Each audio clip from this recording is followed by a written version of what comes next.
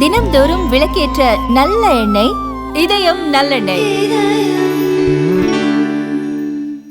பெரியோர்களே, தாய்மார்களே, தேசிய முற்போக்கு திராவிட கழகத்தினுடைய நிறுவன தலைவர், நமது அன்பு தலைவர் புரட்சி கலைஞர் கருப்பு எம்ஜிஆர் உங்கள் வீட்டு பிள்ளை, இதய தெய்வம் கேப்டன் அவர்களை வணங்கி அவர்களுடைய ஆசீர்வாதத்துடன் இன்றைக்கு செய்யாறு தொகுதியில வெம்பாக்கத்துல எங்கள் மக்களாகிய உங்களை சந்திக்கிறதில் உண்மையில் மகிழ்ச்சி அடைகிறேன்.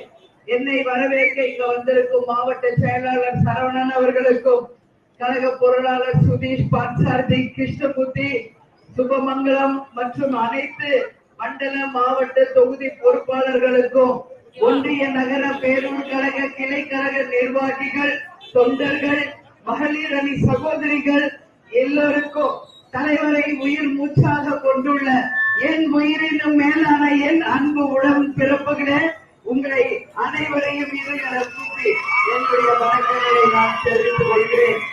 இன்னைக்கு வெம்பாக்கத்துக்கு நம்ம வந்திருக்கிறோம். உள்ளம் தேடி இல்லம் நாடி மற்றும் கேப்டனுடைய ரத யாத்திரை இப்போ செய்யாத மார்க்கெட் முழுக்க முடிச்சு இப்போ உங்க முன்னாடி நான் வந்து நிக்கிறேன். தமிழ்நாடு முழுக்க போகும் இடமெல்லாம் மக்கள் மிகப்பெரிய ஒரு வரவேற்பை கொடுக்கிறாங்க. மக்களுக்காகவே வாழ்ந்த ஒரு உத்தமர் கேப்டன். அதனாலதான் மக்களை தேடி மக்கள் தலைவர் இன்றைக்கு வந்திருக்கிறார். தலைவர் எப்போ இல்லாம நம்ம யாரும் வந்ததில்லை. எனவே இன்னைக்கு ரதத்துல தெய்வமாக வருகிறார். எல்லா மக்களும் அவரை வந்து இன்னைக்கு திருவிழா கோலமாக வரவேற்கிறாங்க. இப்பதான் என் பக்கத்துல உள்ள செல்லியம்மன் கோவில் திருவிழாவை அம்மனை தரிசிச்சுட்டு தான் வந்து இங்க என் தாய் குலங்களாகிய அம்மன்களை நான் பார்க்கிறேன். எனவே இன்றைக்கு என்ன நாள்? இன்னைக்கு ஓணம் பண்டிகை. உங்க எல்லாருக்கும் ஓணம் திருநாள் வாழ்த்துக்கள். வெள்ளிக்கிழமை சுப நாள். அது மட்டும் இல்ல, மிலாது நபி இஸ்லாமியர்களுடைய நபிகள் நாயகம் அவர்கள் பிறந்த தினம், ஆசிரியர்கள் தினம் எல்லாமே இன்னைக்கு மிக மிக சிறந்த ஒரு நாளாக நம்ம கடைபிடிக்கிறோம். அதனால உங்க அத்தனை பேரையும் இந்த நல்ல நாள்ல பார்த்ததுல நான் உண்மையிலேயே மகிழ்ச்சி அடைகிறேன். இதுவரைக்கும் செய்யாறு தொகுதியில தேசிய முற்போக்கு திராவிட கழகம் வெற்றி பெற்றது இல்ல. 6 தொகுதியில நம்ம ஜெயிச்சிருக்கிறோம். அந்த மக்களுக்கு பல்வேறு நில நலத்திட்ட உதவிகளை நாம செய்திருக்கிறோம்.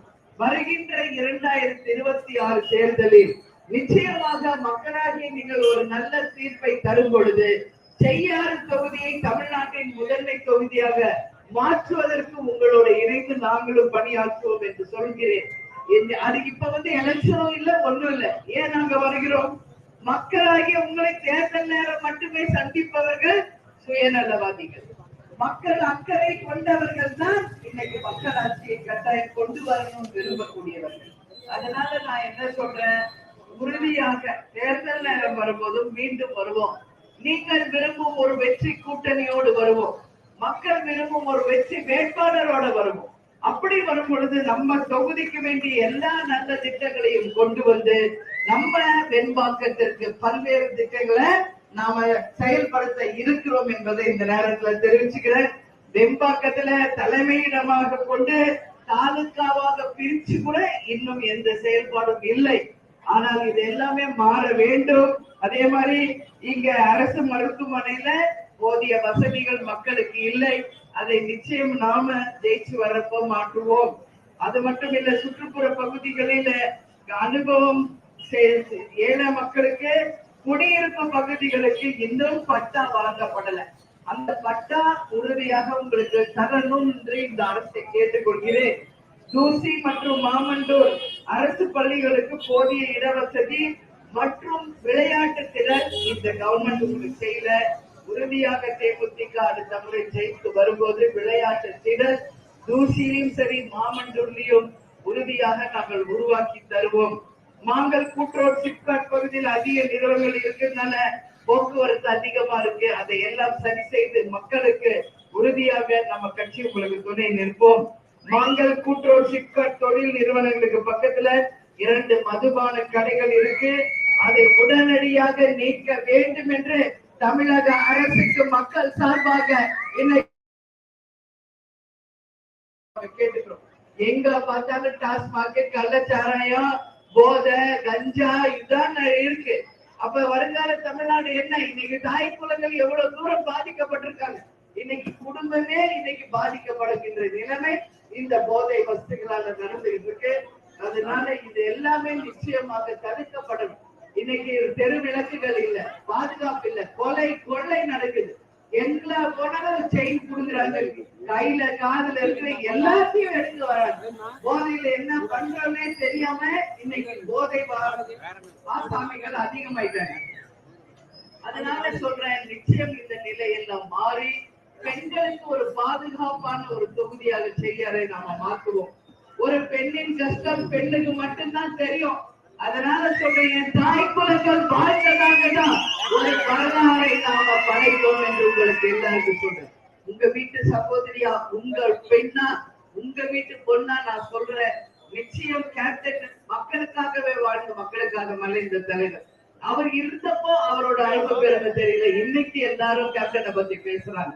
அதனால சொல்றேன், அவர் கனவு லட்சியம் எல்லாமே தமிழ்நாட்டில் மக்களாட்சி கொண்டு வந்து லஞ்ச ஊழல் இல்லாத வறுமை கோட்டிற்கு கீழ் மக்கள் இல்லை என்ற நிலையை உருவாக்கணும். எல்லாருக்கும் இருக்க இருப்பிடம், குடிக்க தண்ணீர், விவசாயம், நெசவு, கல்வி, மருத்துவத்தை இலவசமா தரணும் சொன்ன ஒரு தலைவர். ரேஷன் பொருள் வீடு தேடி வரும் என்று சொன்ன ஒரு உத்தம தலைவர். என் மக்களே, என் மக்களே, உங்களை தங்க தட்டில் வைத்து தாளாட்டுவேன் என்று சொன்ன தலைவர். அவர் கனவு லட்சியத்தை நாம் எல்லாம் ஒன்னா சேர்ந்து நிறைவேற்றணுமா இல்லையா? கேப்டன் கனவு லட்சியத்தை நிறைவேற்றணுமா இல்லையா? யாருக்காக பேசினார்? யாருக்காக உழைத்தார்? மக்களாகிய உங்களுக்காக தான் கேப்டன் உழைச்சார். அதனால சொல்றேன், மக்களே, வருகின்ற தேர்தலில் நீங்க ஒரு நல்ல முடிவா எடுத்து நம்ம செய்யாறு தொகுதி நல்லபடியா வருவதற்கு ஒரு நல்ல தீர்ப்பை நீங்க தரணும்னு சொல்லி நான் கேட்டுக்கிறேன். இங்க தாலுகாவுக்கு பிரித்த போதும் அதுக்குரிய எந்த அலுவலகங்கள் கூட இன்னும் திறக்கப்படாத ஒரு நிலை வெண்பாக்கத்துல இருக்கு. இந்த நிலையெல்லாம் நாம் மாற்றுவோம். இங்க கிராம பகுதியில குடிநீர் வசதி இல்லை, சாலை வசதி இல்லை. எனவே நிச்சயம் தலைவர் சொன்னது போல, கேப்டன் சொன்னது போல, என்னைக்கு கிராமங்கள் முன்னேறுதோ அன்னைக்குதான் தமிழ்நாடு முன்னேறியதாக வரலாறு. இது எல்லா இடத்திலும் சாலைகளும் குடிநீரும் நிச்சயம் நாம் அமைப்போம் என்பதை சொல்றேன். அது மட்டும் இல்ல, இங்க பாழடைஞ்சு போயிருக்கு எல்லா சாலை பார்த்தா குண்டு குழியுமா பயன்படுத்த முடியாத நிலைமையில பல்வேறு சாலைகள் இருக்கு. அதை எல்லாமே சீர் செய்ய வேண்டிய ஒரு அரசாங்கத்தின் கடமை. வாக்குறுதி கொடுக்கறாங்க, ஆனா மக்களுக்கு ஒண்ணும் செய்யறது. யார் இப்ப இங்க எம்எல்ஏ? யாருங்க? யார் எம்எல்ஏ? ஜோதியா? எந்த ஊர் அவரு? எந்த கட்சி? திமுக. ஜோதி அவர் பேர், அவருதான் ஜோதியா இருக்கிறாரு. ஆனா மக்களுக்கு என்ன ஜோதி கொடுத்தாரு? ஒன்னும் கிடையாது இல்லையா? அவரு ஜோதி மயமா இருக்கிறார். ஆனா வாக்களித்த மக்களுக்கு நிச்சயமாக நல்லது செய்யணுமா இல்லையா? வாக்குறுதிகளை நிறைவேற்றணுமா இல்லையா? நிச்சயம் அவர் இந்த மக்களுக்காக கொடுத்த வாக்குறுதிகளை நிறைவேற்றும் போதுதான் அவர்களை மக்கள் ஏற்றுக்குவாங்க. நிச்சயமா எல்லாரும் ஏற்றுக்க மாட்டார். அடுத்த தேர்தல் வரும்போது தேமுதிக வேட்பாளர் வருவார், உங்களுக்காக நல்லது செய்வார். அவருக்கு ஒரு வாய்ப்பை கொடுங்க. எப்படி கேப்டன் ஜெயிச்ச ரிஷிவந்தியம் விருதாச்சலம் தொகுதி தமிழ்நாட்டின் முதன்மை தொகுதியாக கேப்டன் கொண்டு வந்தாரோ, நாம ஜெயிச்ச அத்தனை 28 எம்எல்ஏக்களும் எப்படி மக்களுக்கு பணியாற்றுறாங்களோ அது மாதிரி செய்யாறு தொகுதியும் உங்களோடு இணைந்து நம்ம தொகுதியை முன்னேற்றுவோம் என்று சொல்ற. அதே மாதிரி விவசாயத்திற்கு நெல் கொள்முதல் அமைக்க இங்க போதுமான இடவசதி இல்லை. இது எல்லாவற்றையும் மாற்றி மக்களுக்கு சிறந்த முறையில செய்யாறு தொகுதியில நாம உழைத்து முன்னேற்றுவோம் என்று உங்க எல்லாருக்குமே நான் சொல்றேன். எனவே உங்க எல்லாரையும் சந்தித்ததில் மகிழ்ச்சி.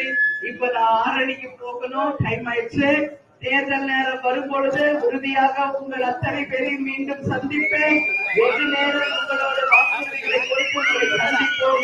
அப்போ உங்களை மீண்டும் சந்திப்பேன் என்று சொல்லி என்னை வரவேற்க வந்த எல்லாருக்கும் மீண்டும் இருவரை கூப்பி நன்றியை தெரிவித்துக் கொண்டு, கேப்டன் எப்பவும் சொல்ற மாதிரி என்ன, கடலூர்ல 9ஆம் தேதி மாநாடு இருக்கு, யாரும் மறந்துடக்கூடாது. கடலூர் மாநாடுக்கு பெரும் திருநாக என் தாய் குலங்களும் சகோதர சகோதரிகளும் கேப்டனுக்கு ஒரு விசுவாசத்தை காட்ட எல்லாரும் திரண்டு வாருங்கள் வாருங்கள் வாருங்கள் என்று அழைக்கிறோம். வரீங்களா? எல்லாரும் வரீங்களா? கடலூருக்கு கேப்டன் கோயிலுக்கு வந்திருக்கீங்களா? சென்னைக்கு நீங்க எல்லாரும் வந்திருக்கீங்களா? கேப்டன் கோவிலுக்கு வந்தவங்க ஓகே, வராதவங்க யாராவது இருந்தா வாங்க. உங்க வீட்டு பொண்ணு நான் கூப்பிடுறேன் உங்களை. உங்களை அன்பாக கவனிச்சு உங்களுக்கு உணவளித்து உங்களுடைய புகைப்படம் எடுத்து உங்களை பத்திரமா ஊர் திருப்புற வரைக்கும் கேப்டன் கோயிலுக்கு தினந்தோறும் 3000-4000 மக்கள் வர்றாங்க. எல்லாருக்கும் உணவளித்துக் கொண்டிருக்கிறோம். ஏழை எளிய மக்களுக்கு பல்வேறு திட்டங்கள், நலத்திட்ட உதவிகளை நாம செய்து கொண்டிருக்கிறோம். கேப்டன் பிறந்த நாள் வறுமை ஒழிப்பு தினமாக தமிழ்நாடு முழுக்க கொண்டாடப்பட்டு மக்களுக்கு பல்வேறு உதவிகளை நாம செய்து கொண்டிருக்கோம். இதெல்லாம் எந்த கட்சியும் செய்ய மாட்டாங்க. ஒன்னே ஒண்ணு செய்வாங்க. என்ன செய்வாங்க? 100 சோறு வீடு இது கொடுப்பாங்க. தேர்தல் நேரம் வந்தா ஓட்டு காசு கொடுப்பாங்க. அதோட முடிஞ்சு போச்சு. வேற ஒண்ணும் செய்ய மாட்டாங்க. இனி படிச்ச பிள்ளைங்களுக்கு யாருக்கெல்லாம் வேலை இருக்கா? இங்க என்ன இருக்கு? ஒண்ணும் இல்ல. டாஸ்மாக் கஞ்சா போதுதான் இருக்கு. வேற என்ன இருக்கீங்க? இந்த நிலையெல்லாம் மாறணுமா இல்லையா? எல்லாம் மாறணும். மக்கள் வாழ்கிற ஒரு சரித்திரத்தை படைக்கணும். நீங்க தான் 6 அறிவு இருப்பவர்கள். கிராமத்துல இருந்தா நானும் வந்தவர்.